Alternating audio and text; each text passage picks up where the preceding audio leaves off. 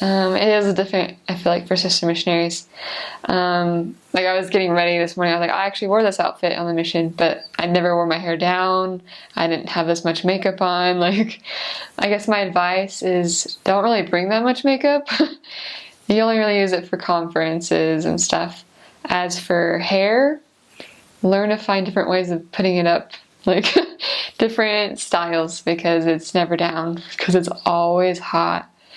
As for clothes, I don't know, because I brought a lot of clothes, but they have a lot of places like called pacas, which is like kind of like DI kind of thing, but it's really cheap. Everything there is pretty cheap.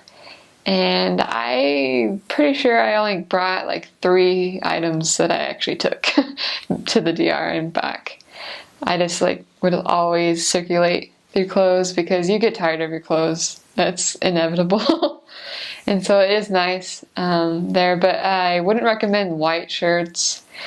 I mean, it sounds like it'd be a good idea because it's hot, but you sweat so much they get yellow and gross and stained. That black shirts, like black t-shirts, I felt were nice because they went with everything and they didn't really get stained or look that gross.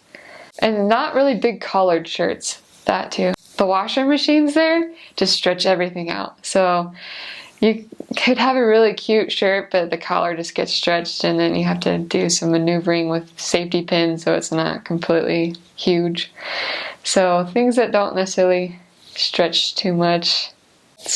Cardigans, you don't really need those like at all. I mean, maybe at least bring one for when you go to conferences because we're in an air conditioning building and it gets cold. I didn't like air conditioning in the mission when you're so used to the heat.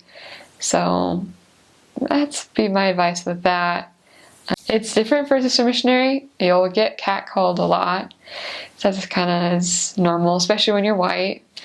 Because they're generally like, it's not like completely like a black, they're kind of like a mix. It can range from like really white, kind of like American white.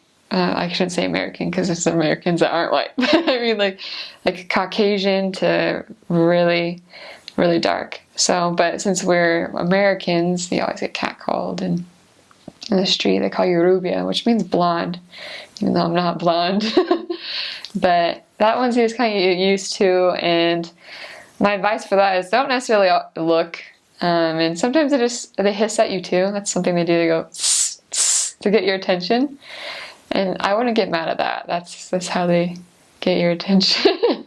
It's interesting because I caught myself doing it sometimes to get someone's attention because they respond to it. But that would be my advice for sister missionaries, is not be afraid, but it's fun. It's a fun experience. You're not super girly in the mission because you're sweaty and hot, but it's fun.